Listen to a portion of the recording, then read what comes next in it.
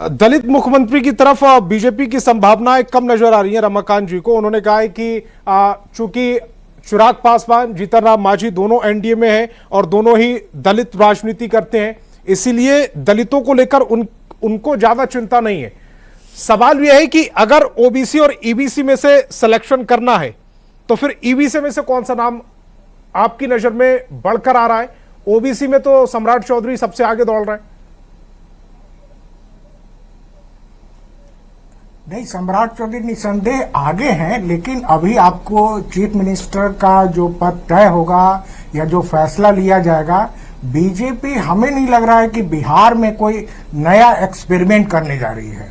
जैसे ये हुआ कि जैसे अभी वोट जो चल रहा है, जो वोट बैंक है ईबीसी ओबीसी का, ये सब चंक है, वो समीकरण को ये गड़बड़ नहीं करना चाहते हैं। हमें नहीं लग रहा है कि बीजेपी कोई रिस्क लेगी कोई ईबीसी कैंडिडेट को खड़ा करके या दलित कैंडिडेट को। जैसा चंदन जी ने कहा, दलित कैंडिडेट बीजेपी के पास है और ये सामाजिक समीकरण के साथ कोई छेड़छाड़ बीजेपी नहीं करेगी, ऐसा मेरा मानना है, और उस वोट बैंक को कंटिन्यू करेगी।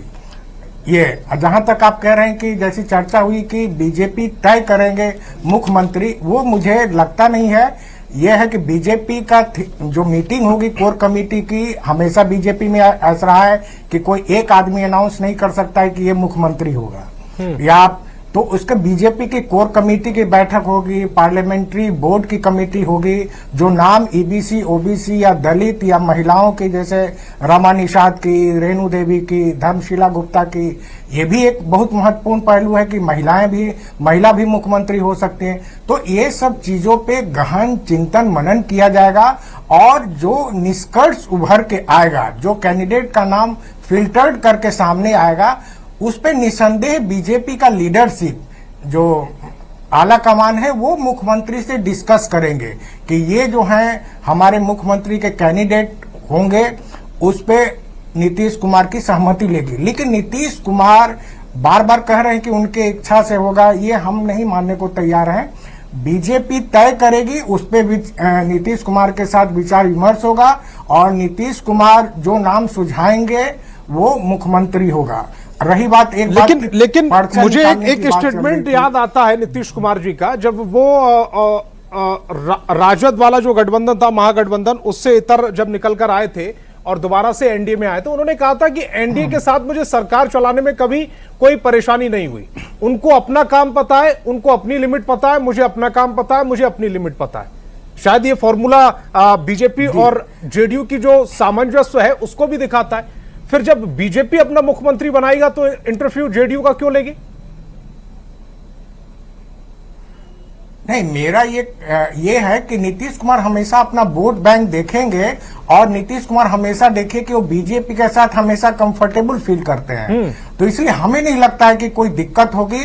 और हमेशा जब एनडीए का शासन रहा है नीतीश कुमार के नेतृत्व में, तो आप ये देख लेंगे कि बीजेपी के कामों में राजनीतिक हस्तक्षेप नीतीश कुमार का कभी नहीं रहा। एक दौर चला था जिस समय वो सुशील मोदी को डिप्टी चीफ मिनिस्टर बनाना चाहते थे। उस वक्त Sushil Modi deputy chief minister बन नहीं पा रहे थे, तो केवल उस मामले में मुख्यमंत्री ने इंटरवीन किया था कि सुशील मोदी को डिप्टी चीफ मिनिस्टर बनाया जाए ताकि वो काम सुचारू ढंग से चले। तो नीतीश कुमार 20 वर्षों तक राज किए हैं, महागठबंधन में भी रहे हैं, तो महागठबंधन के घटक दलों में इंटरफेयर नहीं किए। वो अपने कुनबा को लेकर चलते हैं और दूसरी पार्टी का जो क्रियाकलाप है वो हमेशा ये कहें, आज भी कहें, दिल्ली में आप बात हो रही थी तो नीतीश कुमार कहें कि आप तो मैं इस्तीफा दूंगा, बाकी तय होगा जो मुख्यमंत्री होगा। तो कभी वो दबाव देने वाली राजनीति मैंने नहीं देखी है, दबाव लेने वाली राजनीति नहीं देखी है। लेकिन बन बिहारी जी, के लाल जी की बहुत अच्छी बात, जो चीज टूटी नहीं है उसको जोड़ना क्यों? जब सब कुछ ठीक है, जीते हुए भी हैं, 202 विधायक हैं एनडीए के, सब कुछ तो ठीक नजर आ रहा है, तो जो समीकरण है लव कुश वाला, उसी को फाइनल क्यों नहीं कर लिया जाए? इस बार लव की भूमिका कुश वाली स्थिति में आ जाएगी, कुश वाली भूमिका लव वाले में चले जाएंगे, मुख्यमंत्री और डिप्टी सीएम आपस में चेंज कर ले। नहीं, ये माने ये समीकरण तो महत्वपूर्ण ठीक ही तथ्य चल रहा है। इस पे जो यही कि वजह है पता नहीं है, कि यही उसे वजह है जोड़ने की पहल कि क्यों सम्राट की आ रहा हूं चौधरी के लाल जी, आपके पास आ रहा हूं, एक बार बन बिहारी जी का रिएक्शन ले लूं जी। बन बिहारी जी, लेकिन एक सवाल अभी जो है बिहार के राजनीति के जो मानचित्र है उस पे एक सवाल खड़ा हो गया है कि जब नीतीश कुमार के नाम पर चुनाव लड़ा गया, 25 से 30 फिर से नीतीश, यह नारा लगाया गया एनडीए की तरफ से, तो ऐसी क्या बात हुई कि महज 6 महीने के अंदर ही मुख्यमंत्री पद से नीतीश कुमार को विदा करके वहां भाजपा अपना सीएम बैठा रही है। तो निश्चित तौर पे बिहार का जो सियासी जमीन है उस पर भाजपा पूरी तरह से बड़े भाई होने के लिए यह कदम उठा रही है, क्योंकि नीतीश कुमार के नाम पे चुनाव लड़ा गया, नीतीश कुमार 25 से 30 फिर से नीतीश, ये नारे लगाए गए, लेकिन फिर भी नीतीश कुमार को कुर्सी से हटाया जा रहा है। अगर नीतीश कुमार जी को कुर्सी से हटाया जाता तो जितने सहज नीतीश कुमार जी दिख रहे हैं आज भी दिल्ली में आने के बाद, जो उनका स्टेटमेंट था उसमें कहीं आपको लग रहा है कि कोई टेंशन होगी, वो कोई चिंता में होंगे, किसी विषय पर सोच रहे होंगे? और आपको क्या लगता है कि नीतीश कुमार जी ने कभी दबाव की राजनीति की है? आ रहा हूं एक मिनट आपके पास ऋषि जी, पहले बन बिहारी जी से एक रिएक्शन। देखिए राजनीति में अक्सर जो होता है वह चेहरे पर नहीं दिखता है। 3 दशक से राजनीति हम भी देख रहे हैं।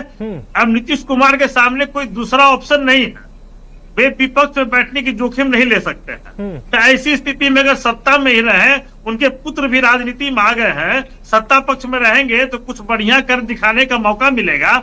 तो ऐसी स्थिति में वे भाजपा के साथ अब विवाद क्यों क्रिएट करते हैं? निश्चित तौर पर मुख्यमंत्री की कुर्सी बेहद स्वेच्छा से उन्होंने नहीं छोड़ा होगा। यह बड़ा बहस का विषय है, इस पर अलग बहस हो सकती है, लेकिन अभी सवाल है बिहार में मुख्यमंत्री कौन बनेगा।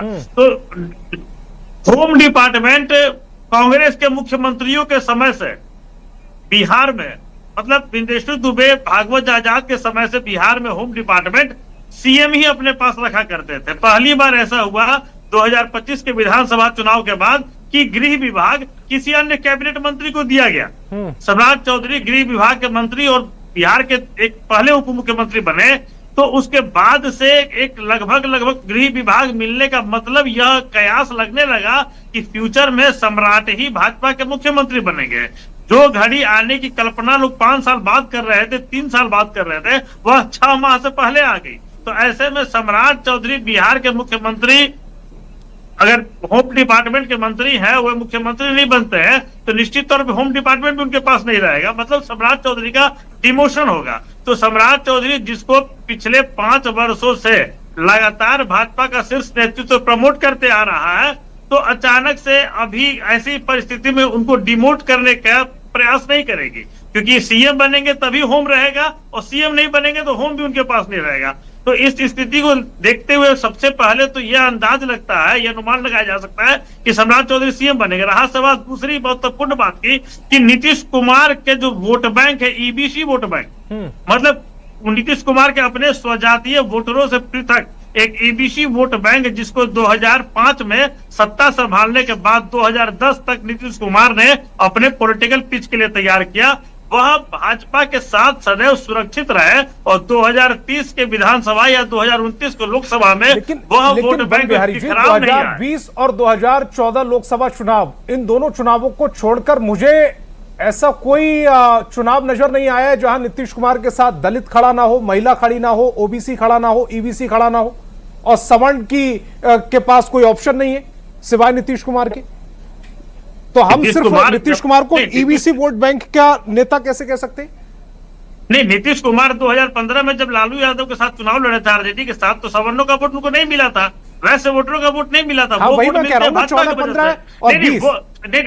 वो वोट भाजपा की वजह से मिलते हैं। और 2025 में चिराग पासवान के साथ आने से जो प्रतिशत वोट के बढ़ गए, उस वजह से इतनी बड़ी बहुमत आ सकी। नहीं तो 2020 में चिराग पासवान साथ नहीं थे, तो आप देख सकते हैं कि स्थिति क्या थी। तो चिराग पासवान, भाजपा, जीतन राम मांझी, उपेंद्र कुशवाहा और नीतीश कुमार, सबका मिला जुला पूरा वोट है। ऋषि जी कुछ कहना चाह रहे थे अपनी बात को, उसमें मेरा एक सवाल भी ऐड कर लीजिएगा। हम लगातार चर्चा कर रहे हैं कि मेल सीएम को लेकर फीमेल सीएम की भी कोई संभावना है? बिल्कुल है, और उसमें सबसे प्रबल दावेदार धर्मशिला गुप्ता है। जो दरभंगा से बिलोंग करती हैं, ईबीसी समाज से हैं, जिसका चर्चा अरुण मेहता जी शायद कर रहे थे। मैं एक चीज पहले आपको क्लियर कर दूं, देखिए विधानसभा चुनाव में जाने से पहले ही बीजेपी जेडीयू में अंडरस्टैंडिंग बन गई थी, खासकर नीतीश कुमार और जो बीजेपी के जो सेंट्रल लीडरशिप है उसके बीच में अंडरस्टैंडिंग बन गई थी कि चुनाव के बाद जो पहला राज्यसभा का जो टर्म आएगा, राज्यसभा का इलेक्शन होगा, उसमें नीतीश कुमार राज्यसभा के लिए चले जाएंगे और मुख्यमंत्री का जो पद है वो बीजेपी कोटे में चली जाएगी। तो ये जो म्यूचुअल जो ट्रांसफर ऑफ पावर आप देख रहे हैं, एक अंडरस्टैंडिंग दोनों जो बड़े घटक हैं उसमें पहले ही हो चुका था। ये इसमें कोई बहुत अचरज की चीज नहीं है। जहां तक महिला सीएम की बात कर रहे हैं तो उसमें देखिए ये हो सकता है कि आधी आबादी प्लस ईबीसी एक साथ कई निशाने साधे जा सकते हैं यदि किसी ईबीसी समाज से आने वाली महिला को आप मुख्यमंत्री बनाते हैं, चाहे उसमें रामा निषाद हो या धर्मशिला गुप्ता हो। एक और बात क्लियर कर दूं, अभय गिरी दलित नहीं है, वो ईबीसी समाज से है। जहां तक दलित की बात है, मैं आपको बता दूं, दलित को यदि मुख्यमंत्री बीजेपी बनाती है तो आप बिहार के साथ साथ बगल के जो राज्य है उत्तर प्रदेश को भी साध सकते हैं। पश्चिम बंगाल में भी चुनाव कुछ दिनों में वहां वोटिंग होगी, वहां भी आप 17, 18, 19% दलित समाज का वोट है। और सबसे बड़ा फायदा आपको पंजाब में होगा। और आप देखिए 17, 18 राज्यों में बीजेपी की सरकार है, एक भी दलित मुख्यमंत्री नहीं है। तो बीजेपी प्रयोग करने के लिए जानी जाती है। और मैं आपको बार बार कह रहा हूं, बीजेपी को नीतीश कुमार ने एक तरह से फ्री हैंड दे दिया है। यदि कल प्रधानमंत्री से इनकी मुलाकात नहीं होती है या अमित शाह से मुलाकात नहीं होती है तो कहीं ना कहीं इसका ये मैसेज है। और 14 तारीख को ये बैठक हो रहा है, अंबेडकर जयंती के दिन का ये बैठक हो रहा है। और अंबेडकर जयंती के दिन क्या आप किसी अन्य समाज से आने वाले व्यक्ति को मुख्यमंत्री बनाएंगे? क्या मैसेज देना चाहेंगे? जहां तक सम्राट चौधरी की बात है तो सम्राट चौधरी को अमित शाह का पसंद बताया जा रहा है, लेकिन संघ का एक बड़ा जो धड़ा है सम्राट चौधरी को लेकर तैयार नहीं है, क्योंकि वो राजद के प्रयोगशाला से आते हैं। कई बैगेज, जो निगेटिव बैगेज उनके साथ है, चाहे वो उनका एजुकेशन क्वालिफिकेशन हो या राजद के समय में कई ऐसे घटना हुए जिसमें उनका नाम आया। तो ये कहीं ना कहीं समस्या है सम्राट चौधरी का। लेकिन सम्राट चौधरी का जो ताकत है, लवकुश बड़ा चंक से एक सामाजिक जो चंक है, उनके कारण जो है बीजेपी के साथ एड ऑन होगा। लेकिन संघ का उनको लेकर कितना मतलब पॉजिटिव है संघ, ये भी देखना होगा। जो कल के बैठक में आपको निकल के आएंगे वो उसमें पता चलेगा। जी ठीक।